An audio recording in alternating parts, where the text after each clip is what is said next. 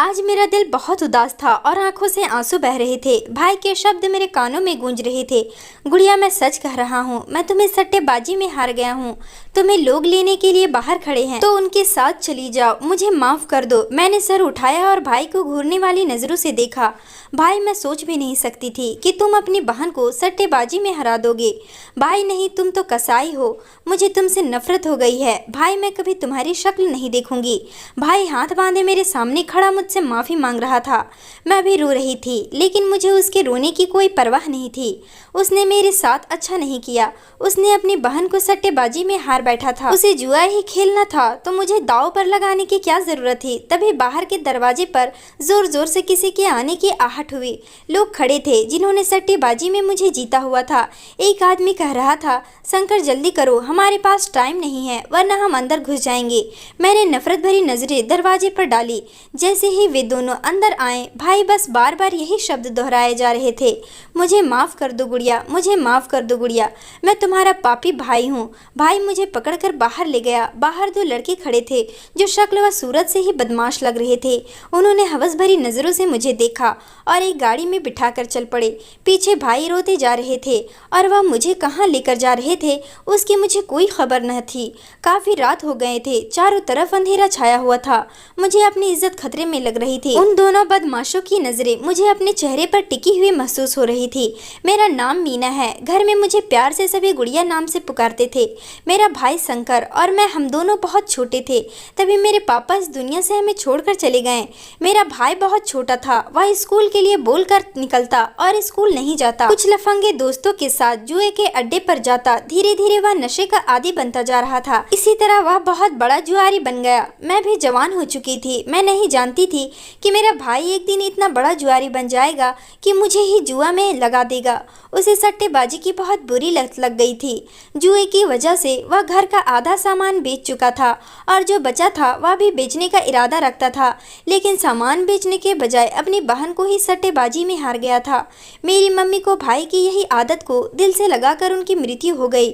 मेरा सहारा एक भाई ही था, लेकिन वो मुझे इस कदर रुस्वा कर देगा यह मैंने सपने में भी नहीं सोची थी। अचानक से गाड़ी रुकी और वह दोनों लड़के मुझे कोठे पर ले गए और कोठे की मालकिन को मुझे बेच दिया। वह दोनों लड़के पैसे लेकर खुशी खुशी चले गए। कोठे की मालकिन शीला ने एक लड़की को बुलवाया और उससे कहा, श्यामलाल, इसे लड़कियों वाले कमरे में लेकर जाओ। आज से यह लड़की यहीं रहेगी। शीला बड़ी खौफनाक शक्ल की औरत थी। मर्दों की तरह फैला हुआ चेहरा और मेकअप से भरा हुआ था। डरते डरते उस लड़के के साथ एक कमरे में गई। वहाँ पर 7-8 लड़कियाँ पहले से ही थी जो अजीब नजरों से मुझे देख रही थी। मैं एक कोने में जाकर बैठ गई और सिसकने लगी। लड़कियाँ मुझे अजीब से नजरों से देख रही थी। उनकी नजरों में मेरे लिए तरस एक रत्ती भर महसूस नहीं हो रहा था। शायद एक लड़की को मुझ पर तरस आ गया था। वह उठकर मेरे पास आ गई और कहने लगी, बहन, यहाँ जो भी लड़की आती है उसका रोना फालतू होता है, इसलिए तुम भी रोना धोना बंद कर दो और सब्र में काम लो। उसकी बातें अच्छी थी, लेकिन मैं क्या करती। मेरा दिल चाह रहा था कि मैं इतना रोऊं कि रोते रोते ही मेरी जान निकल जाए। मेरे भाई ने मुझे सट्टेबाजी में हरा दिया था। कैसा था जिसे अपनी बहन पर जरा भी तरस नहीं आया था। मुझे मालूम था कि कोठे पर मुझे दे धंधा वाला काम करना पड़ेगा। वह जितने भी लड़कियां थी सब वे धंधा किया करती थी। कुछ ही देर में वहां श्यामलाल आया और मेरी तस्वीर बनाकर चला गया। मैंने लड़की से पूछा कि श्यामलाल ने मेरी तस्वीर क्या बनाई है, तो कहने लगी, ग्राहक आएंगे तो श्यामलाल और शीला उन्हें सब लड़कियों की तस्वीर दिखाती हैं। जिनको जो लड़की पसंद आएगी वह उसी के साथ ग्राहक रात अपनी रंगीन रातें बिताएगा। यह सुनकर तो मेरी आत्मा कांप कर रह गई थी। दे धंधा के बारे में सोच सोच कर तो मुझे आत्महत्या के अलावा कुछ नहीं सोच रहा था, पर यहाँ पर तो हम मर भी नहीं सकते थे।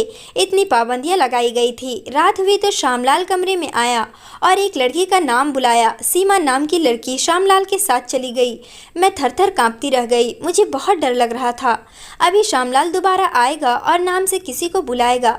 हो सकता है इस बार वे मेरा नाम ही बुला ले। मैं भगवान से यही प्रार्थना कर रही थी कि मेरी बारी ना आए। ना थोड़ी थोड़ी देर के बाद जब श्यामलाल आता और नाम बुलाता, वह लड़की उसके साथ चली जाती थी। इसी तरह बार बार सारी लड़कियां कमरे से चली गई और आखिर में मैं बच गई। मैं समझ गई थी कि अब आखिरी ग्राहक आएगा तो मुझे ही ले जाएगा। इसी ख्याल से ही मैं रो रो कर खुद का बुरा हाल करती रही। किसी गैर आदमी के छूने की सोच सोच कर ही मेरी आत्मा कांप रही थी।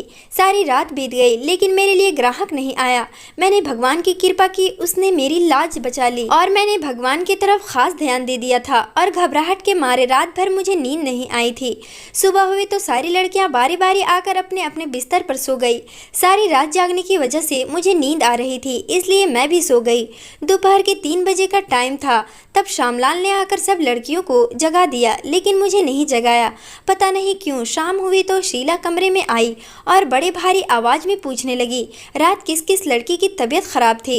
हम सब लड़कियों ने एक दूसरे की तरफ देखा। तभी एक लड़की ने मेरी तरफ इशारा करके बताया। शीला मेरे पास आई और मुझे सरासर गौर से देखने लगी। कहने लगी, देखो लड़की, मैंने तुम्हें भारी रकम देकर खरीदा है, इसलिए तबीयत खराब के लिए बहाना नहीं चलेगा। तुम्हें हमेशा यहीं रहना है और मैं जो कहूँगी तुम्हें करना पड़ेगा, वरना तुम्हारे लिए अच्छा नहीं होगा। अच्छा है, रोना धोना छोड़कर अब अपने घर वालों को भूल जाओ। मैंने उसके आगे हाथ जोड़े और मिन्नतें की, भगवान के लिए मुझे यहाँ से जाने दो। मैं इस टाइप की लड़की बिल्कुल भी नहीं हूँ। मैं एक इज्जतदार घराने से हूँ। शीला ने मुझे घूरती हुई नज़रों से देखा और सारी लड़कियों की तरफ देखकर कहने लगी, ये सारी लड़कियां भी इज्जतदार घराने से थी। बस अब मुझे और कुछ नहीं कहना और सुनना है। आज रात एक बहुत ही खास ग्राहक आ रहा है। तुम सब लड़कियों में से खूबसूरत और इस ग्राहक को भी खूबसूरत लड़कियां पसंद है, इसलिए अच्छे से तैयार हो जाओ। श्यामलाल तुम्हें नया सूट दिलाएगा। फिर वे दूसरी लड़कियों को ही अच्छे से तैयार होने के लिए बोलकर चली गई और मैं बिस्तर पर बैठकर फूट फूट कर रोने लगी, अपनी किस्मत को कोसने लगी। श्यामलाल ने मुझे एक नया जोड़ा ड्रेस ला कर दिया था। वैसे ही मैंने उस कपड़े को पहन लिया तो मैं तैयार नहीं होना चाहती थी, लेकिन एक लड़की ने बताया था कि जो लड़की शीला की बात नहीं मानती वह उसे चाबुक से मारती है। तभी मैं डर गई थी। मैं भी दूसरी लड़कियों की तरह तैयार होकर अपनी जगह पर बैठ गई। यह सच था, वहाँ जितनी भी लड़कियाँ थी मैं उनमें से सबसे ज़्यादा छोटी और स्मार्ट और खूबसूरत थी। इसलिए जब मैं तैयार होकर बैठी थी तो सब लड़कियाँ मुझे बड़ी अजीब नज़रों से देख रही थी। रात हुई और ग्राहकों की भीड़ शुरू हो गई। श्यामलाल हमेशा की तरह कमरे में आकर लड़की का नाम बुलाता और वे उसके साथ चली जाती। शीला की बात मेरे दिमाग में गूंज रही थी कि आज रात एक खास ग्राहक आ रहा है। उसे खूबसूरत लड़कियां बहुत पसंद है, शायद वह मुझे पसंद कर ले और मुझे उसके साथ रात बितानी पड़ेगी। वक्त बीतता जा रहा था और सारी लड़कियां कमरे से चली गईं। आखिरकार मैं रह गई। उस रात भी ऐसा ही हुआ था। मैं सारी रात जागती रही, लेकिन श्यामलाल बुलाने न आया। सुबह हुई तो मैंने भगवान की कृपा की, उसने एक बार फिर से मेरी इज्जत बचा ली थी। लड़कियों के आते ही मैं भी सो गई। अब रोजाना ऐसा ही होने लगा था। मेरी समझ में नहीं आ रही थी कि ग्राहक मुझे पसंद क्यों नहीं कर रहे थे। एक तरह से तो अच्छा ही था, बस मेरे दिमाग में ये सोच आ गई थी कि मैं अपने खानदान में सबसे खूबसूरत थी और खूबसूरती के लिए मशहूर भी थी। मेरी सारी दोस्त मुझसे चिढ़ा करती थी और देखती रहती थी कि मेरा भाई जो जुआरी था, शायद इसलिए मेरा कोई रिश्ता नहीं आता था।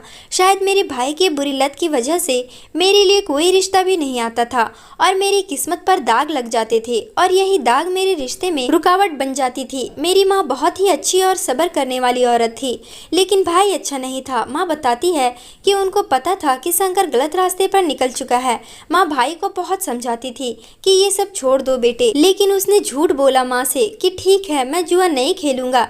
लेकिन एक दिन भाई के दोस्त सब उसे बहला फुसला कर कसीनो ले गए। तभी भाई सट्टेबाजी लगा लिया।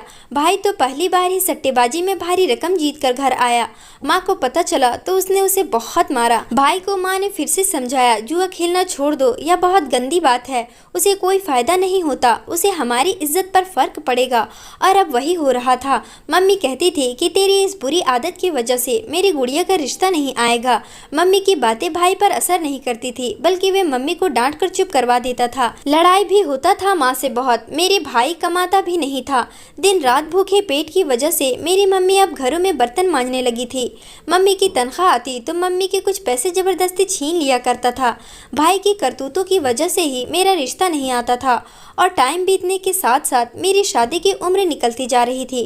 फिर एक दिन भाई घर आया और वे रोते हुए कहने लगा कि गुड़िया मैं तुम्हें सट्टेबाजी में हार चुका हूँ, मुझे माफ़ कर दो। एक दिन भाई ने मुझ पर बहुत बड़ी जाती कर दी थी। फिर वो मुझसे माफ़ी मांग रहा था। जब उसने मुझे सट्टेबाजी में दांव पर लगा ही दिया तो उसे उसी टाइम नहीं सोचना चाहिए था। अब तो माफ़ी की गुंजाइश ही ख़त्म हो गई थी। मैं उस कोठे से किसी तरह निकलना चाहती थी। मुझे ऐसी ज़िंदगी से नफरत थी। ऐसी ज़िंदगी से तो अच्छा था मैं खुद को मौत के हवाले कर देती। कम से कम इज्जत से मौत तो आएगी। वहाँ से भागने का कोई रास्ता दिखाई नहीं देता था। शीला ने कोठे के गेट पर 2 गार्ड रखे हुए थे। मुझे कोठे पर आए 1 हफ्ता गुजर गया था, लेकिन अभी तक मैं किसी ग्राहक को पसंद नहीं आई थी। मैं रोजाना रात अपने बिस्तर पर जागते जागते पूरी रात बिता देती थी और फिर सुबह ही सोती थी। सब लड़कियां भी हैरान थी। 1 हफ्ता बीतने के बावजूद भी अभी तक किसी ग्राहक को पसंद क्यों नहीं आई थी। एक लड़की ने अपनी साथी लड़की से मेरे बारे में भी बात करना शुरू कर दी थी। मैं चुप से सुनती रहती थी। मुझे अपने घर की भी बहुत याद आती थी। एक बार भी भाई मुझसे मिलने नहीं आया था। उसे मालूम ही नहीं था कि जिनके हाथों उसने मुझे सट्टेबाजी में हार गया है वो मुझे कोठे पर बेच गए हैं। एक दिन मैंने सोचा कि मुझे शीला से बात करनी चाहिए। मैं उसकी मिन्नतें करूंगी कि मुझे यहाँ से जाने दे और मैं कोई काम वगैरह करके इसके पैसे उतार दूंगी।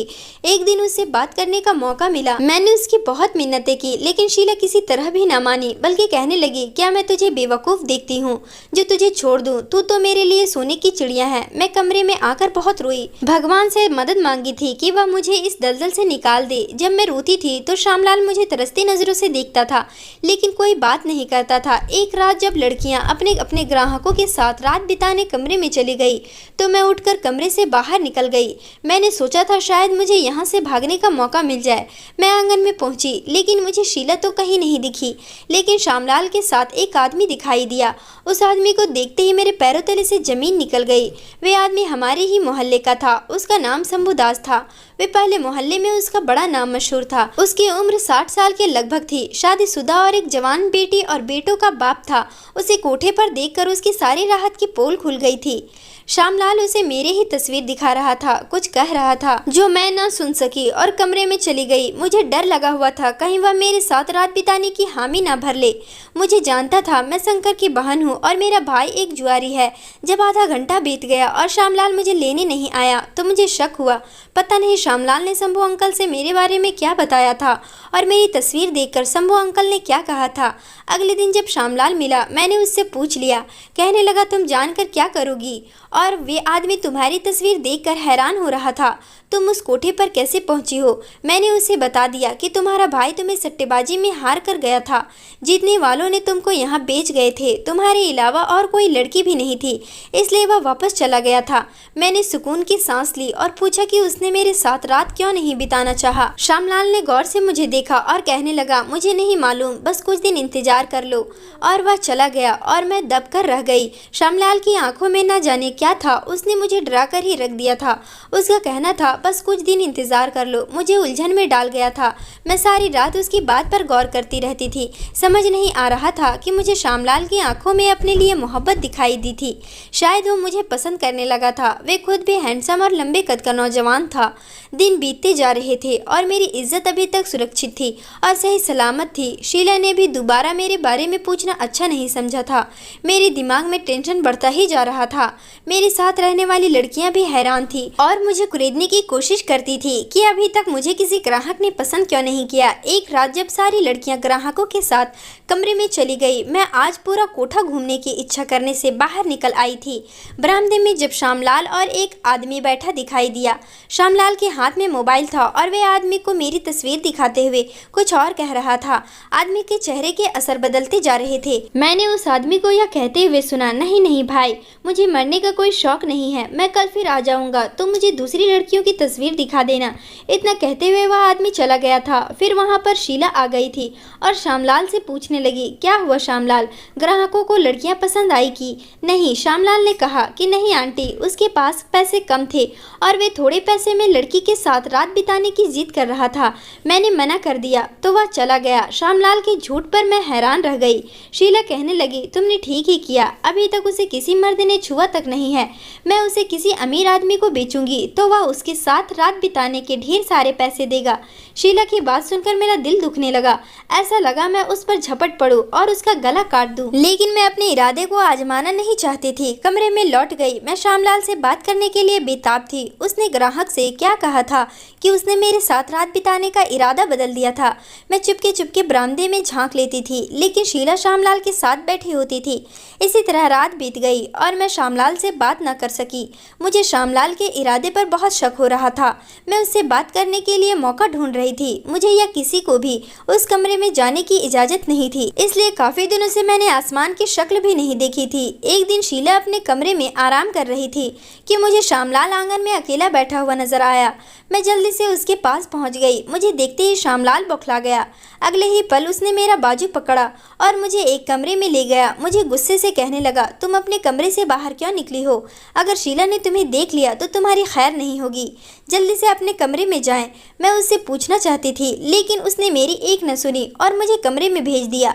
मुझे बड़ा गुस्सा आया, लेकिन मैं अपना गुस्सा पीकर रह गई।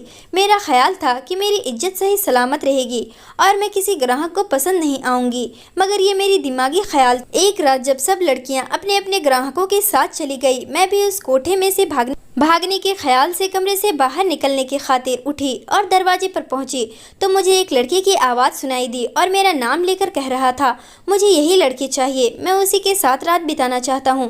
यह सुनते ही मेरी जान निकल गई और मैं समझ गई कि आज रात मेरी इज्जत तार तार हो जाएगी और मैं खुद को कहीं मुँह दिखाने के काबिल नहीं रहूंगी। मैं रोने लगी, लेकिन मेरा रोना शीला का दिल मोम ना कर सका। श्यामलाल मुझे लेने के लिए आ गया। कमरे में आया और कहने लगा, परेशान ना हो, या जो लड़का आ रहा है उसकी बात गौर से सुनना और आ जाओ। मैं उससे पूछना चाहती थी, लेकिन वह जल्दी से बाहर निकल गया। मैं उसके पीछे पीछे चल दी। वह मुझे एक कमरे के दरवाजे पर छोड़कर चला गया और मैं धड़कते दिल और कांपते बदन के साथ कमरे में घुसी। वे जो कोई भी था दरवाजे की तरफ पीट करके खड़ा था। मैं उसके पीछे जाकर खड़ी हो गई। जब मुड़ा तो उसे देखकर मेरी जान ही निकल गई। वो तो शंभू अंकल का बेटा था। मैं उसे देखकर हैरान रह गई। मेरे मुंह से उसका नाम बेधड़क से निकल गया था, मोहित। वह मुस्कुराया और मुझे बिस्तर पर बिठाने के बाद खुद भी बैठा और कहने लगा, मीना देखो, मेरा श्यामलाल से बात हो गई है। शीला सो जाएगी, फिर वे तुम्हें कोठे से बाहर निकाल देगा। दिल जो हजारों सवाल कर रहा था उसे मैं देखती रह गई थी। मेरी समझ में कुछ नहीं आ रहा था। मैं पूछना चाहती थी, मगर उसने मेरे होठों पर उंगली रखकर मुझे चुप रहने का इशारा किया और कहा, पहले हम यहाँ से निकल चले, फिर मैं तुम्हें पूरी बात बता दूंगा। वहाँ से निकलने के बारे में सोचकर मेरी आत्मा खुशी से झूम उठी थी। करीब करीब 1 घंटे के बाद श्यामलाल कमरे में आया और उसने बाहर आने को कहा। हम दोनों उसके पीछे पीछे कमरे से बाहर निकल आए। श्यामलाल ने बताया, शीला सो गई है, एक गार्ड बाथरूम में है, दूसरे को मैं बातों में लगा लेता हूँ, तुम मीना को लेकर यहाँ से निकल जाओ। हमने ऐसा ही किया। गेट पर एक गार्ड खड़ा था। श्यामलाल ने उसे बातों में लगाया और मैं मोहित के साथ निकल गई। वे सीधा मुझे अपने दोस्त के फ्लैट पर ले गया। मैं बेहद खुश थी। मुझे लग रहा था जैसे मुझे नई जिंदगी मिली हो और इस आज़ादी में सारी बात भी जानने के लिए बेताब थी और बेचैन थी। तभी मोहित ने बड़ी डिटेल से बताना शुरू किया। मैं किसी काम से तुम्हारे घर गया था। शंकर की तबीयत बहुत खराब थी। मैं उन्हें अस्पताल ले गया। जब उनकी तबीयत ठीक हुई तो उसने रोना शुरू कर दिया। मेरे पूछने पर उन्होंने बताया कि वे तुम्हें सट्टेबाजी में हार चुके हैं और वे दोनों लड़कों ने तुम्हें कोठे पर बेच दिया है। तो मुझे बहुत अफसोस हुआ। मैं तुमसे बचपन से ही मोहब्बत करता था और तुम्हें अपनाना चाहता था, लेकिन हिम्मत नहीं हारी और मुझे मौका मिल गया तो उसने फ़ोन कर दिया। श्यामलाल ने शीला की चाय में नशे की दवाई मिला दी थी। अब सुबह से पहले होश में नहीं आएगी। गार्ड की समस्या थी तो एक गार्ड इत्तेफाक से बाथरूम में गया था और दूसरी को श्यामलाल ने बातों में लगा दिया था। अब तुम्हारे भागने का इल्ज़ाम श्यामलाल पर भी नहीं आएगा और मैं तुम्हें सुबह घर ले जाऊंगा और हम दोनों एक साधारण तरीके से शादी कर लेंगे। क्या तुम मुझसे शादी करना चाहोगी? मोहित की बातें सुनकर मेरे अंदर सुकून की लहर दौड़ गई थी और मैंने भगवान की कृपा की थी। सारी बात मेरी समझ में आ गई थी। मेरी इज्जत अगर सही सलामत थी तो वो मोहित की वजह से और श्यामलाल की वजह से। उसका सिला मैं तो श्यामलाल को नहीं दे सकती थी, लेकिन मेरे साथ तो भगवान थे। सुबह होते ही मैं मोहित के साथ शंभू अंकल के घर पहुंच गई और शंभू अंकल को तो सब कुछ पता था। उन्होंने अपनी पत्नी यानी मोहित की माँ को सब कुछ बता दिया। वह शादी के लिए राजी हो गई और उसी शाम हमारी शादी बड़ी साधारण तरीके से हो गया। मेरी शादी में मेरा भाई भी आया था। अब मैंने उसे माफ़ कर दिया। अब उसने जुआ खेलना भी छोड़ दिया था और मुझसे बहुत शर्मिंदा था, बार बार मुझसे माफ़ी मांग रहा था। आखिरकार मैंने भाई को माफ़ कर दिया और मेरे भाई और हम सब अच्छी ज़िंदगी बिताने लगे। भाई की शादी मोहित की बहन से हो गई। वह दोनों भी बहुत खुश थे। दोस्तों, उम्मीद करती हूँ आपको हमारी कहानी पसंद आई होगी। मिलते हैं अगली कहानी में।